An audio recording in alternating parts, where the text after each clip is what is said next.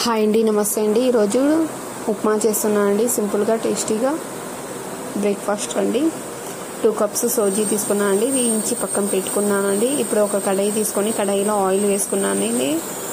Cut చేసుకున్న oil వేడైనప్పుడు ఆవాలు జీలకర్ర వేసుకోవాలండి.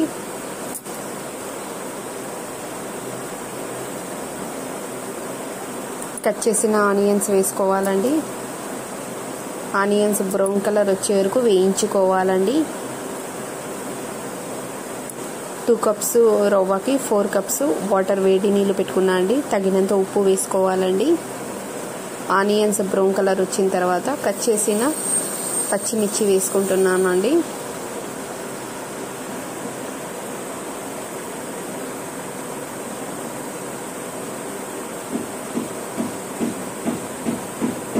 ఒక మీడియం సైజు టమోటాని తీసుకున్నానండి. ఇప్పుడు వేడైన వాటరును కొంచెం వేగిన తర్వాత టమోటాను వేగిన తర్వాత ఇప్పుడు 2 కప్స్ రవ్వను 4 cups water పోస్తున్నానండి.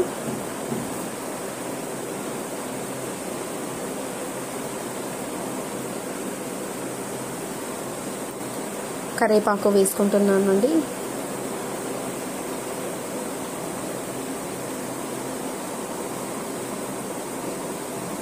Water వేడైనప్పుడు stove off చేసుకొని ఇప్పుడు సోజీ వేసుకోవాలండి. కొంచెం కొంచెం స్టవ్ ఆఫ్ చేసుకోవాలండి. సోజీ కొంచెం కొంచెం వేసుకుంటూ కలుపుకోవాలండి.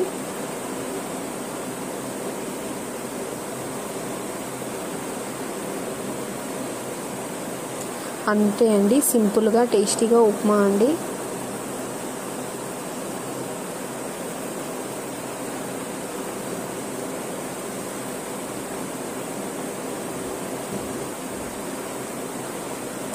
ఇప్పుడు పుదీనా కొత్తిమీర వేసుకోవాలండి. సింపుల్గా టేస్టీగా అంతే అండి.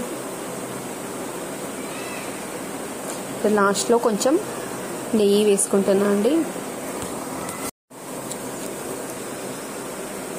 టేస్టీ నెయ్యి వేసుకుంటే చాలా టేస్టీగా ఉంటుందండి. అంతే అండి, సింపుల్గా ఉప్మా అండి.